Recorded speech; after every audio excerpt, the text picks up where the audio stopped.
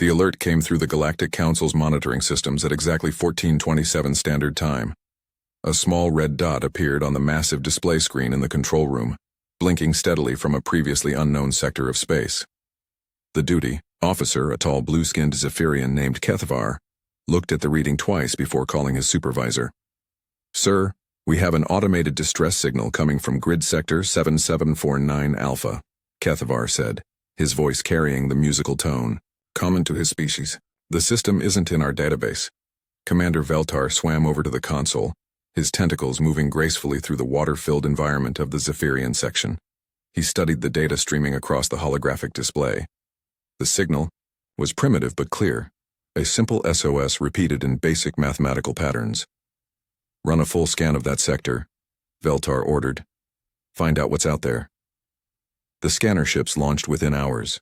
They were sleek vessels designed for speed and stealth, crewed by the best scouts in the galaxy. The journey to the unknown system took 3 days. What they found there changed everything. The system had 8 planets orbiting a yellow star. The scouts focused on the 3rd planet, the source of the signal. Their instruments showed something that made no sense. The planet was a death world, by every galactic standard. Its gravity was nearly twice what most species could handle. Massive storms raged across its surface, with winds that could level buildings. The atmosphere contained dangerous levels of oxygen, and the planet's surface was covered in vast bodies of liquid water that would be toxic to most galactic species. But life existed there. Not just simple bacteria, but complex life forms. Billions of them. Scout Captain Zixandra, a crystalline Vortaki, stared at her readings in disbelief. "This is impossible," she whispered to her crew. "Nothing should be able to live on that world." The planet's inhabitants called themselves humans. They had built cities that survived the constant storms. They had learned to fly through the crushing gravity in metal machines powered by controlled explosions. Most shocking of all, they seemed to think their world was normal.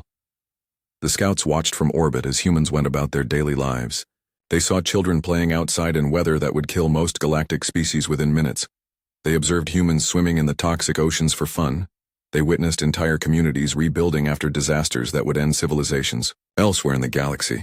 "They don't just survive on that death world," Captain Zixandra reported back to the Council. "They thrive on it." The Council chamber erupted in debate when the scout reports arrived. Representatives from dozens of species argued about what to do with this discovery. The chamber was a marvel of engineering, with different environmental zones for each species. The Zephyrians floated in their water tanks, the Vortaki stood on their crystal platforms, and the gas-breathing ethereals drifted in their cloudy section. Elder Morthak of the Zephyrians spoke first. His ancient voice carried the weight of centuries. "We should leave them alone," he declared. "Any species that evolved on such a world would be too dangerous to contact. They would be warriors, savage and violent." The Vortaki representative, Shardsinger Quintel, disagreed. Her crystalline body rang like bells as she moved. "Look at their technology," she said, projecting images from the scout ships.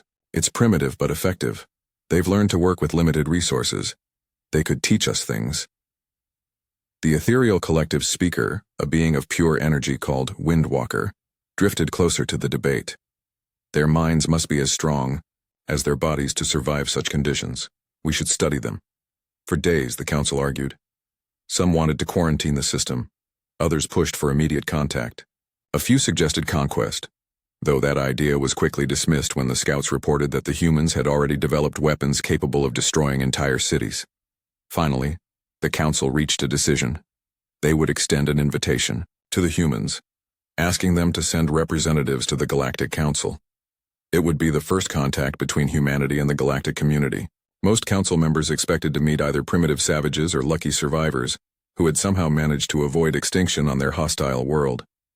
The invitation was sent using the Council's most advanced quantum communication array.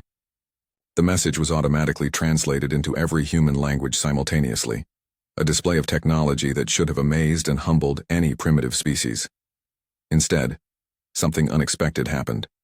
Within hours of receiving the message, human scientists began analyzing the quantum signal. They didn't just study it, they started improving it. The Council's monitoring stations picked up human transmissions that were more efficient than their own technology. The humans had taken the Council's quantum communication method and made it better. Dr. Sarah Chen, a human physicist, led the team studying the alien message.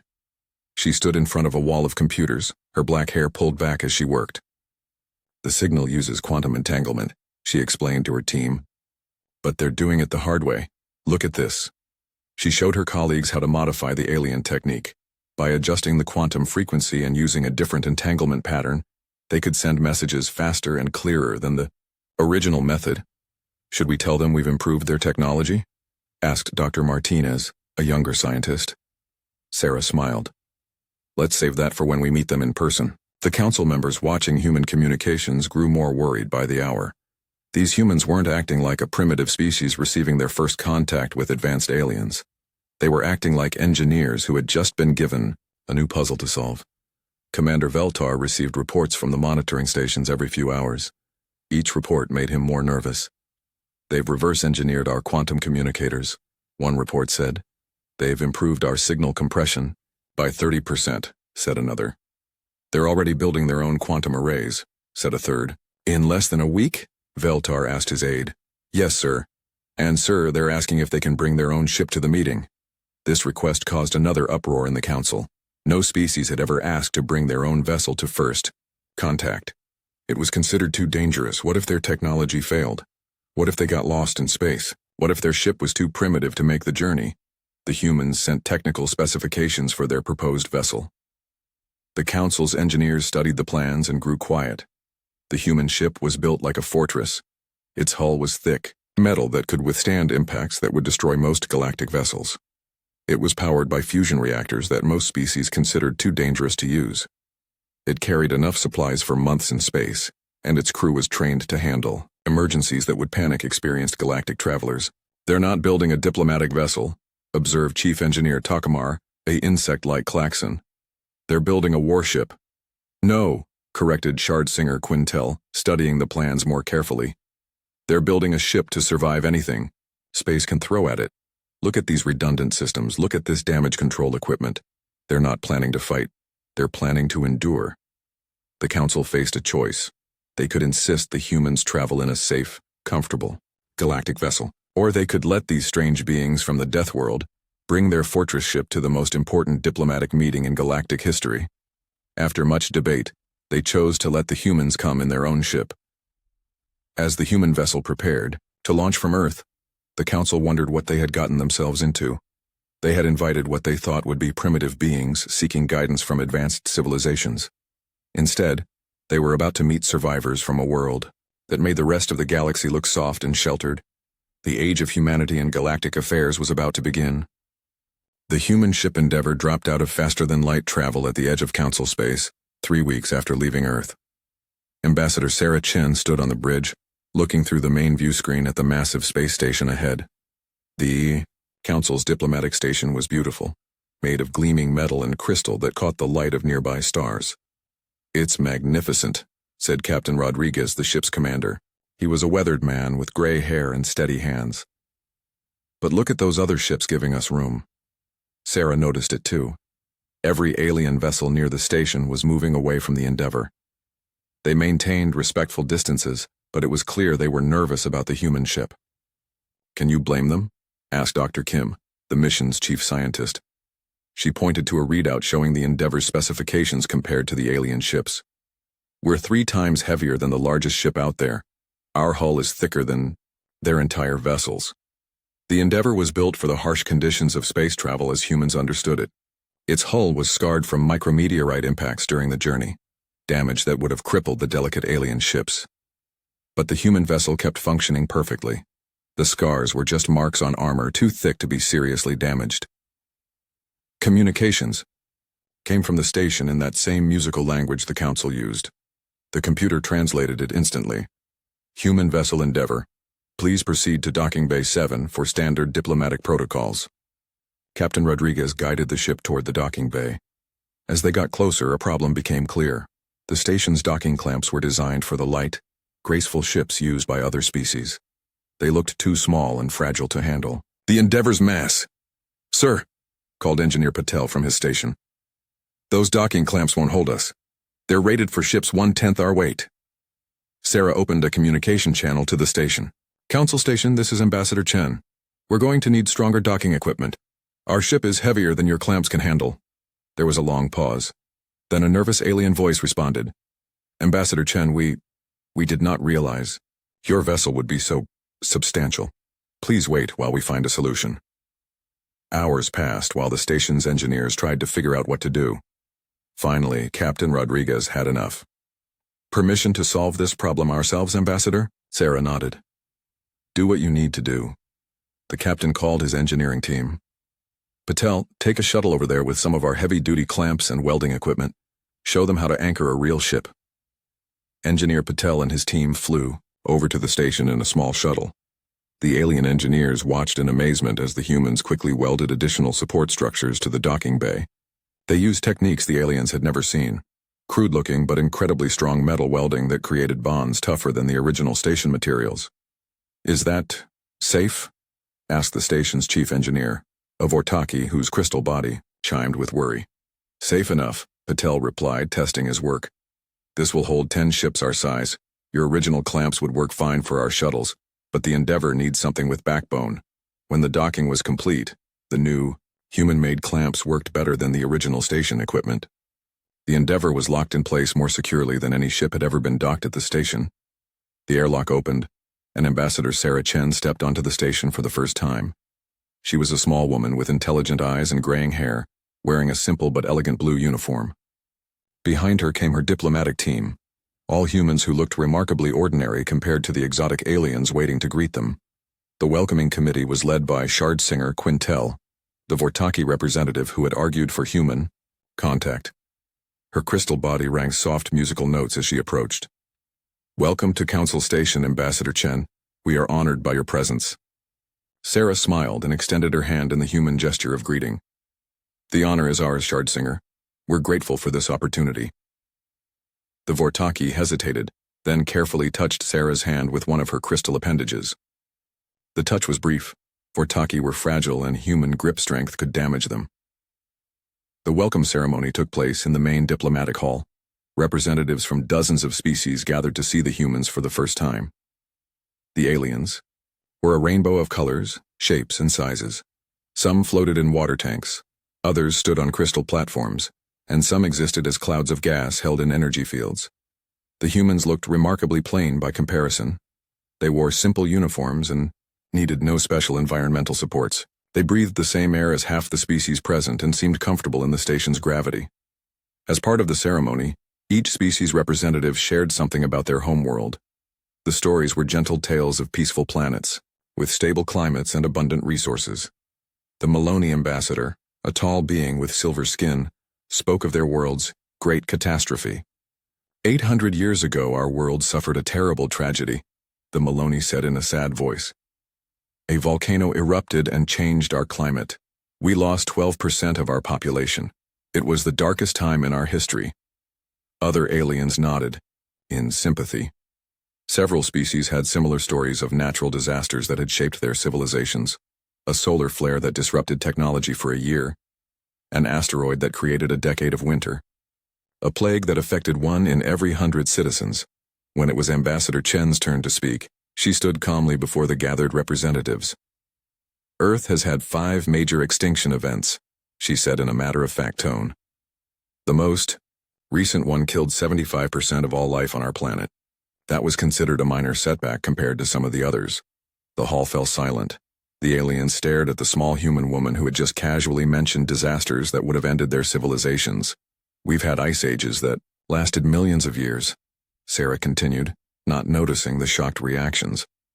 Super volcanic eruptions that blocked out the sun for decades, asteroid impacts that boiled the oceans, plague outbreaks that killed 90% of the population in some areas, and we've learned to deal with hurricanes, tornadoes, earthquakes, tsunamis, droughts, floods, and forest fires as regular occurrences. A Zephyrian representative raised a tentacle. How does your species survive such conditions? Sarah looked puzzled by the question. We adapt. We rebuild. We keep going. What else would we do? The cultural exchange continued, but the mood had changed. The aliens were beginning to understand that they hadn't invited ordinary beings to join the council. They had invited survivors from a world where extinction-level events were just part of normal history. Dr. Kim shared information about human technology. She explained how humans had learned to split atoms for power, how they regularly traveled into space strapped to controlled explosions, and how they had built machines that could function in environments that would destroy most galactic technology. Our computers may seem primitive to you, Dr. Kim said, holding up a standard human tablet, but they're designed to work anywhere, underwater in extreme heat or cold after being dropped even after radiation exposure. They're not the fastest computers possible, but they're reliable. A Vortaki engineer examined the human device. His crystal body chimed in surprise. This device could operate in conditions that would destroy our quantum computers. How is this possible? We build things to last, Dr. Kim replied. On Earth, if your technology can't handle extreme conditions, you don't survive long enough to improve it. As the day progressed, more differences became apparent. The alien species had developed advanced technologies for their controlled, safe environments. But when problems arose, they often had to call for specialists and wait for repairs. When a minor malfunction occurred with the station's air recycling system, the human engineers simply fixed it. They didn't need to wait for parts or specialists. They looked at the problem, understood how it worked, and repaired it with tools they carried and materials they found nearby. Is it safe for them to modify our life support systems? A worried, Ethereal asked. Engineer Patel looked up from his work. It's working better now than it did before. You had a 30% efficiency loss in the filtration system. I cleaned it up and reinforced the weak components. The day ended with both sides learning unexpected things. The aliens learned that humans didn't just survive disasters, they expected them and prepared for them. Every human system had backups, every plan had alternatives, and every problem was seen as a challenge to overcome rather than a reason to give up. The humans learned that the rest of the galaxy had developed in safety and comfort. The aliens were highly advanced in many ways, but they had never needed to develop the stubborn resilience that Earth demanded from its children. As Ambassador Chen settled into her quarters for the night, she realized that this first contact was going to be very different from what either side had expected. The Council thought they were meeting primitive beings who would be amazed by galactic civilization. Instead, they had met engineers who immediately started improving galactic technology. The real diplomatic work was about to begin. The formal council sessions began the next morning in the Great Assembly Hall. The chamber was enormous, with sections designed for each species' needs. Hundreds of beings gathered to witness humanity's first formal presentation to galactic civilization. Ambassador Sarah Chen sat in the human delegation section, a simple raised platform with normal gravity and standard atmosphere. Around her, the other species displayed their technological marvels. The ethereal collective floated in shimmering energy fields. The Vortaki stood on platforms that grew from the floor like crystal trees. The Zephyrians swam in transparent tubes, filled with their home water. Elder Morthak of the Zephyrians called the session to order. His ancient voice carried through the hall's translation systems. We gather today to welcome a new species to our community. As tradition demands, each member will demonstrate their greatest achievement to establish proper diplomatic standing. The presentations began with the Ethereal Collective. Windwalker, their energy-based representative, floated to the center of the hall. Around him, the air began to shimmer. Suddenly, objects throughout the chamber started floating. Chairs, display screens, even some of the smaller aliens rose gently into the air. We have mastered gravity itself, Windwalker announced, his voice like whispers of wind. We can make objects weightless or increase their mass 1,000-fold. We build our cities in the sky and travel between worlds by riding gravitational waves. The assembled aliens murmured appreciation. Gravity control was one of the most advanced technologies in the galaxy. Only 3 species had achieved it, and the Ethereals were the acknowledged masters. The Vortaki went next. Shard singer Quintel moved to the center, her crystal body ringing musical notes. As she sang, the very air around her began to change. Matter reorganized itself at the atomic level, creating complex structures from nothing but the gases in the atmosphere. We reshape matter with harmonic frequencies, she sang, her voice creating visible waves in the air. We can turn sand into starship hulls, water into medicine, or empty space into breathable atmosphere. Our songs give form to formlessness. More impressed sounds from the audience. Matter manipulation was considered the peak of scientific achievement. The Vortaki had built their entire civilization around their ability to sing matter into new shapes. Other species followed with their own marvels. The Klaxon displayed military technology that could level mountains. The Maloney showed medical advances that could regrow entire limbs. The aquatic depths shared deep ocean farming techniques that could feed billions. Each presentation was more impressive than the last. The aliens expected the humans to be overwhelmed by these displays of advanced technology. They expected Ambassador Chen to humbly present some primitive achievement that would place humanity at the bottom of the galactic hierarchy. When Sarah's turn came, she stood calmly and walked to the center of the hall. She carried no equipment, no technological marvels to display. She simply began to speak. "My name is Sarah Chen," she said, her voice clear and steady. "I represent Earth and humanity. I'd like to tell you a bit about our world and how we live." The aliens settled back, expecting a brief, humble presentation about primitive human achievements. "Earth has weather," Sarah began casually. "We have storms with winds over 300 kilometers per hour. We call them hurricanes. They're strong enough to destroy cities, so we've learned to build cities that can survive them, or we evacuate and rebuild afterward." Some aliens shifted uncomfortably. Winds that strong were considered weapons of mass destruction on most worlds. "We have earthquakes," Sarah continued in the same conversational tone. "The ground shakes so violently it can topple buildings, so we learn to build buildings that bend instead of break. We have volcanoes that explode and cover everything in lava and ash for hundreds of kilometers. We just move away until they stop, then move back and clean up." The Maloney ambassador who had spoken of their volcanic catastrophe made a small sound of distress. Sarah was describing disasters that would end civilizations as if they were minor inconveniences. "Our planet tries to freeze us regularly," Sarah said, warming to her subject. "We have ice ages every few 100,000 years. The ice covers most of the land and kills most of the life. We've been through several of those. We've learned to adapt." Windwalker of the Ethereals drifted closer. "How do you survive such conditions?" Sarah smiled. "We're very good at making tools. When it gets cold, we make warm clothes and heat our homes. When the ground shakes, we build flexible buildings. When storms come, we build storm shelters or we move somewhere else. When food runs out, we learn to eat different things or grow food in new ways." She gestured to Dr. Kim, who activated a holographic display showing Earth from space. "This is our home. You can see the storm systems covering half the planet at any given time. Those white swirls are hurricanes. Each one has more energy than all the power plants on most of your worlds combined." The display zoomed in to show human cities standing directly in the paths of massive storms. "We built those cities knowing the storms would hit them. We made them strong enough to survive, or we made them easy to rebuild when they don't." Elder Morthak leaned forward in his water tank. "Your species lives in deliberate danger?" "We live where life is possible," Sarah replied. "Earth is dangerous, but it's our home. We've learned to work with the danger instead of running from it."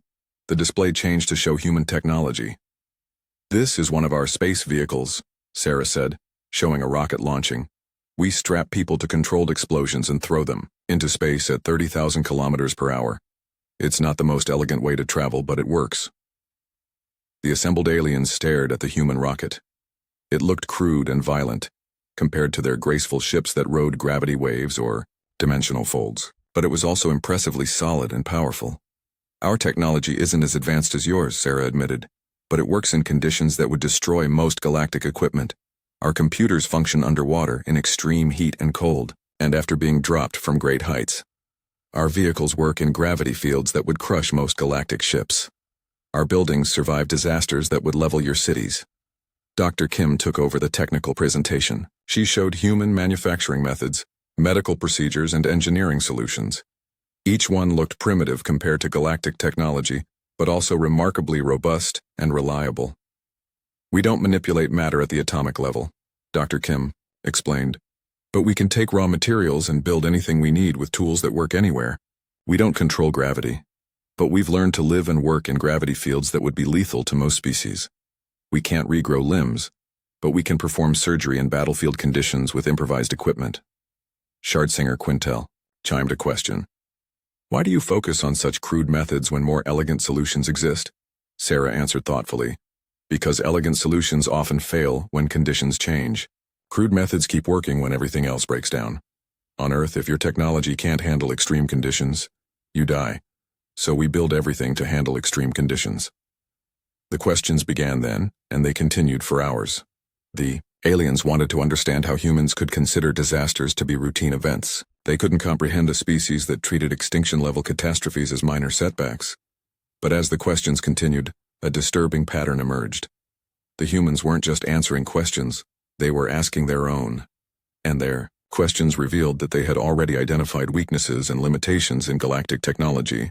"Your gravity manipulation is impressive," Dr. Kim said to Windwalker. "But what happens when the power fails? Do you have backup systems?"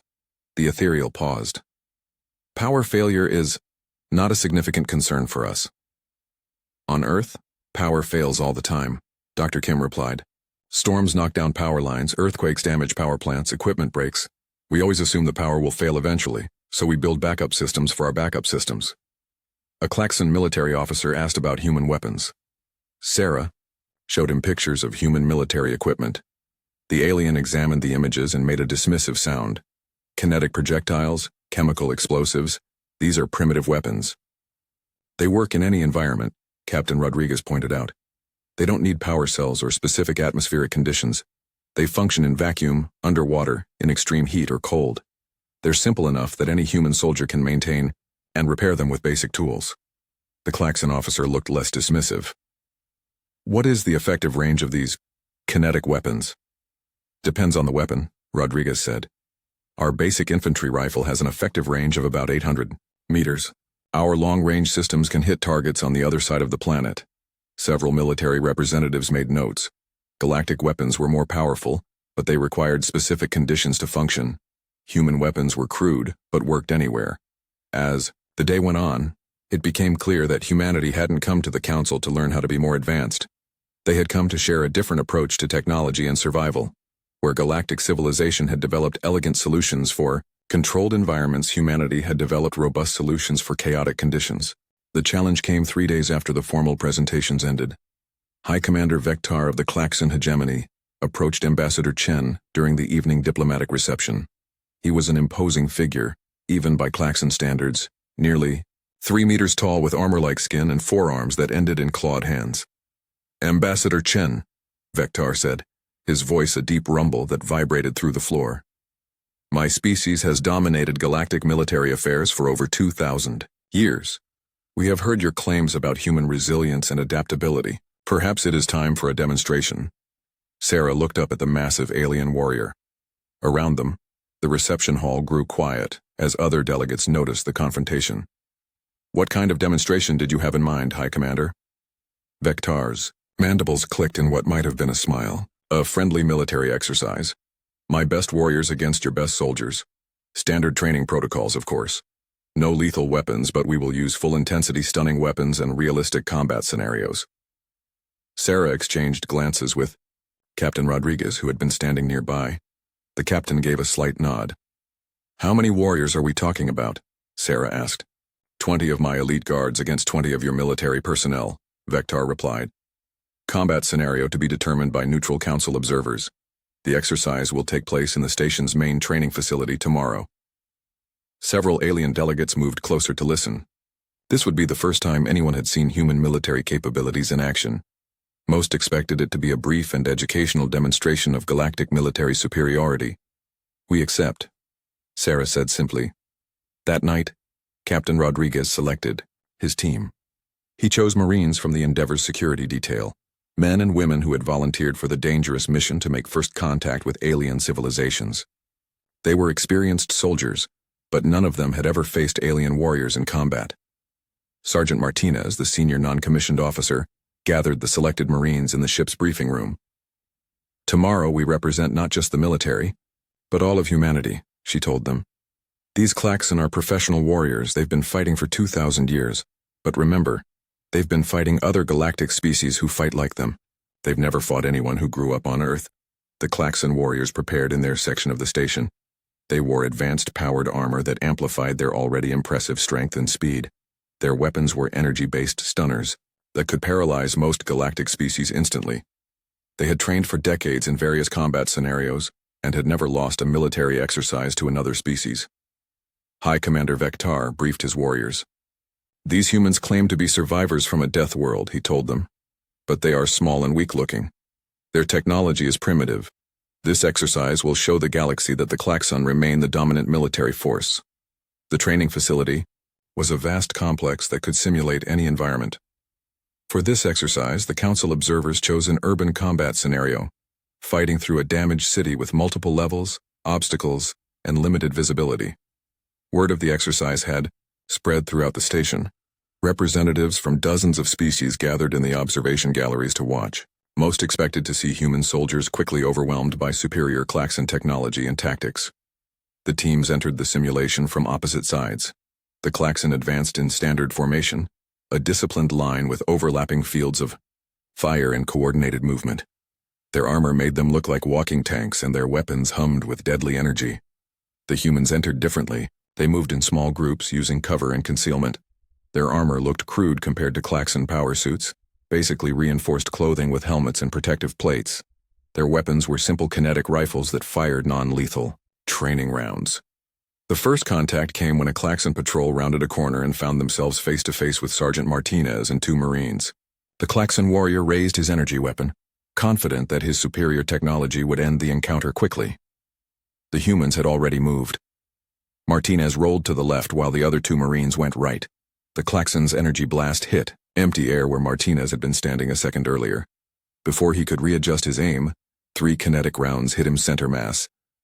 The training rounds couldn't penetrate his armor, but the impact staggered him.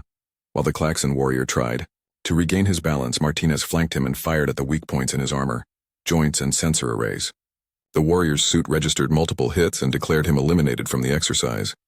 In the observation gallery, alien delegates watched in surprise. The humans had just defeated a klaxon elite warrior using inferior technology and superior tactics. Similar scenes played out across the simulated battlefield. The klaxon fought bravely and professionally, using standard galactic military doctrine. But human tactics were unlike anything they had encountered. The Marines used cover that the klaxon didn't even recognize as cover. They moved through the environment in ways that made no sense to alien military thinking. Corporal Zhang disappeared into a damaged building and emerged 3 blocks away, having moved through passages too small for klaxon warriors in powered armor. Private Johnson used rubble from a collapsed wall to create a sniper's nest that was invisible to klaxon sensors. Sergeant Torres led her squad through a series of flanking maneuvers that put them behind klaxon positions before the aliens realized they were under attack. "How are they moving so fast?" demanded High Commander Vector, watching his carefully planned formations fall apart. "They're not moving faster," observed Captain Rodriguez from the human command post. "They're moving smarter. Your warriors are fighting the battle they trained for. My Marines are fighting the battle that's actually happening." The klaxon had trained for combat against other galactic species, beings who fought in formation with energy weapons and heavy armor. They had never faced opponents who used terrain, stealth, and mobility as primary weapons. When the klaxon deployed, their most advanced weapons, area effect energy blasts that should have eliminated multiple targets at once. The humans simply weren't where the aliens expected them to be. The Marines had studied klaxon tactics during their 3 days on the station and had developed countermeasures. Their weapons have a 2-second charging cycle, Sergeant Martinez explained to her squad over their communication system. "Count the shots. When you see the energy buildup, move. They can't track fast enough to hit a moving target." The exercise reached its climax when the klaxon deployed their ultimate tactical weapon, a psychological warfare device that induced paralyzing terror in most species. The device had never failed to stop enemy forces in their tracks. The humans kept fighting. "Why isn't it working?" Vector demanded of his technical officer. "The fear inducer is operating at full power, sir. It should be generating terror levels sufficient to immobilize any known species." In the battlefield, Private Chen ducked behind cover as the fear waves washed over her. She felt the artificial terror trying to take hold, but it was nothing compared to the natural fear she had learned to manage growing up on Earth. Hurricanes were terrifying. Earthquakes were terrifying. Being caught in the open during a tornado was terrifying. An alien device trying to make her feel scared was just annoying. "Is that supposed to be doing something?" she asked over the comm system. "I think it's some kind of fear weapon," replied Corporal Zhang. "It's making me a bit nervous, but not enough to stop shooting." The psychological weapon that had never failed against galactic opponents was useless against humans who had grown up on a world where genuine terror was a regular part of life. The exercise ended with 12 klaxon warriors eliminated and 8 humans down. In galactic terms, it was a devastating defeat for the klaxon. They had superior numbers, better armor, more advanced weapons, and home field advantage. The humans had won through tactics, adaptability, and sheer refusal to be intimidated. Hi, Commander Vector stood in stunned silence as the simulation ended. His elite warriors, the finest military force in the galaxy, had been outfought by beings using primitive equipment and unconventional tactics. Ambassador Chen approached him as the teams exited the simulation. "Thank you for the exercise, High Commander. Your warriors fought with great skill and honor." Vector looked down at the small human diplomat. "How?" he asked simply. "We had every advantage. How did your soldiers defeat us?" Sarah considered the question carefully. "Your warriors are magnificent fighters, trained in the finest military traditions of the galaxy, but they learned to fight against civilized opponents who follow civilized rules of warfare." She gestured toward the human Marines who were helping injured Klaxon warriors to their feet and checking on their equipment. "Our soldiers learned to fight on Earth. Earth doesn't follow civilized rules. Earth will use anything against you: weather, terrain, gravity, your own expectations. Our military training assumes that everything will go wrong, that the enemy will do the unexpected, and that you'll have to win with whatever you can find." Vector watched human Marines sharing their water with Klaxon warriors and offering first aid to the wounded. The emergency council session was called 3 hours after the military demonstration ended.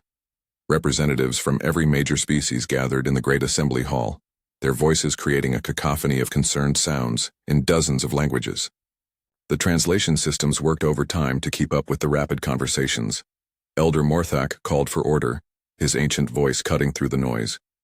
"Fellow members of the Galactic Council, we must address what we witnessed today. The implications extend far beyond a simple military exercise."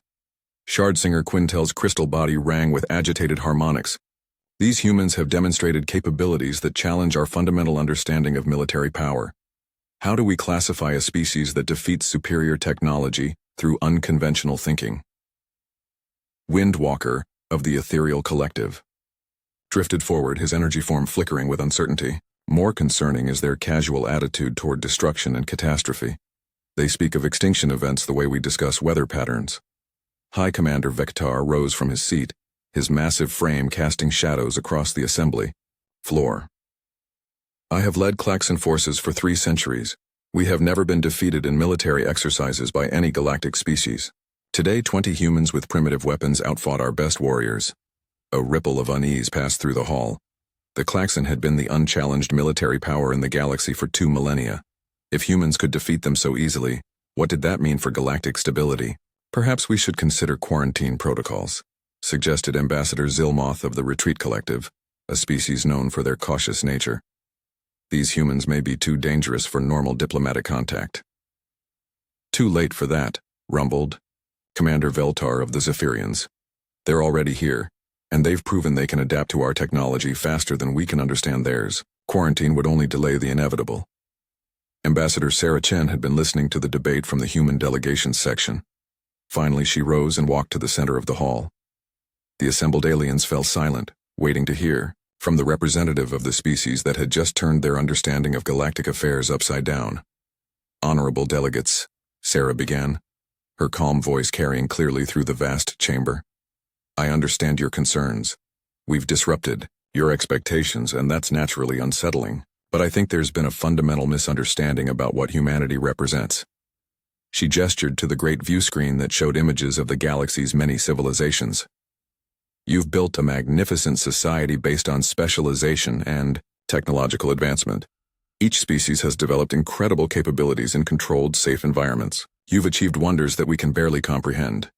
The aliens listened carefully, unsure where this was leading. "But specialization has a weakness," Sarah continued. "Specialists become fragile outside their area of expertise. Your incredible technologies work perfectly in the conditions they were designed for, but they fail when conditions change." Elder Morthak leaned forward in his water tank. "What are you proposing, Ambassador Chen?" Sarah smiled. "I'm proposing that we're not here to replace your civilization or dominate your military forces. We're here to offer something you've never needed before, but might need in the future: the ability to survive when everything goes wrong." She activated her portable display, showing images of Earth's history. "Your civilizations developed in stable environments where major disasters were rare. You've had the luxury of perfecting elegant solutions to predictable problems. We developed on a world where major disasters happen regularly. We've learned to create robust solutions to unpredictable problems. The display showed human cities, rebuilt after hurricanes, farms replanted after volcanic eruptions, and societies that had survived ice ages and plagues. We're not better than you, Sarah explained. We're different. You've learned to reach incredible heights. We've learned to survive incredible depths. Dr. Kim joined Sarah at the center of the hall. The universe is not a safe place, she said, displaying images of stellar phenomena, supernovas, gamma-ray bursts, galactic collisions. Even the most advanced civilizations will eventually face catastrophes that their specialized technologies can't handle. When that happens, you'll need the kind of general survival skills that only come from living in constant danger. Windwalkers. Energy form pulsed thoughtfully. You're suggesting a partnership rather than conquest. Exactly, Sarah replied. We want to learn your specialized knowledge and share our generalized resilience. Imagine Vortaki matter manipulation techniques, built with human redundancy principles. Picture ethereal gravity control systems designed to function even when the power fails. Think about klaxon weapons that work in any environment, combined with human tactical flexibility. High Commander Vectar made a rumbling sound of consideration. Your warriors defeated mine not through superior strength but through superior adaptability. Your warriors are magnificent, Sarah assured him. They're perfectly trained for conventional galactic warfare. But they've never had to fight enemies who didn't follow conventional rules. On Earth, nothing follows conventional rules. We've learned to expect the unexpected and adapt to any situation. She turned to address the full assembly. We propose a new category of galactic membership, not based on technological advancement or military power, but on survival capability. We offer to share our knowledge of resilience and adaptability in exchange for your knowledge of specialized technologies. Shard Singer Quintel chimed a question. What would this partnership look like in practical terms? Captain Rodriguez stepped forward. Exchange programs. Your best scientists and engineers come to Earth to learn how to make technology work in extreme conditions. Our best people come to your worlds to learn your specialized techniques. Together, we develop hybrid technologies that combine the best of both approaches. Earth becomes a training ground, added Dr. Kim. Your young people learn to handle chaos and uncertainty. Our young people learn the heights of technological achievement. Both sides become stronger. Elder Morthak was quiet for a long time, considering the proposal. Finally, he spoke. This would represent a fundamental shift in how the Galactic Council operates. We've always ranked civilizations by their level of technological advancement. You're proposing we also value survival capability. I'm proposing that survival capability might be more important than technological advancement, Sarah replied. All the advanced technology in the galaxy won't help you if you can't adapt when conditions change. The debate continued for hours. Some species were enthusiastic about the human proposal. The Vortaki were fascinated by the possibility of combining their matter manipulation with human engineering principles. The Zephyrians saw potential in making their aquatic technologies more robust and adaptable. Others were concerned about the implications. The Klaxon worried about their military dominance being challenged. The Retreat Collective feared that human unpredictability would destabilize galactic society, but gradually, a consensus emerged. The humans had proven that they represented something genuinely new, not just another technological civilization, but a culture built around adaptation and survival. They offered something the galaxy had never had access to before. The final vote was unanimous. Humanity would be granted full membership in the Galactic Council with a new classification, Apex Adapters. Earth would serve as the galaxy's training center for resilience and survival skills, while human students would study on other worlds to master specialized technologies. As the session ended, Ambassador Chen found herself surrounded by representatives from dozens of species, all asking the same questions. When could they send their first students to Earth? What kind of training programs could humanity provide? How quickly could hybrid technologies be developed? There's one thing I need to make clear, Sarah told the gathering crowd. Earth is dangerous. We'll do our best to keep your people safe, but we can't eliminate all the risks. Anyone who comes to train on our world needs to understand that they might face real danger. High Commander Vectar laughed, a deep rumbling sound that vibrated through the floor. Ambassador Chen, my warriors just learned that danger is the best teacher they've ever encountered. When can we begin sending our soldiers to your world? 6 months later, the first galactic exchange students arrived on Earth. They came expecting a harsh training regimen designed to test their limits. Instead, they found themselves living normal human lives, going to school during hurricane season, commuting to work during earthquakes, and learning that humans considered these experiences to be routine. The Vortaki student Harmony Zinger learned to repair quantum computers during thunderstorms. The Klaxon warrior Braktor discovered that human children played games more dangerous than most galactic military training. The ethereal student Gentle Breeze found that humans routinely traveled through weather conditions that would terrify most galactic species. But they also learned something more important. They learned that resilience wasn't just about surviving disasters. It was about maintaining hope and humor in the face of constant uncertainty. They watched humans laugh at problems that would paralyze other species and rebuild from disasters that would end other civilizations.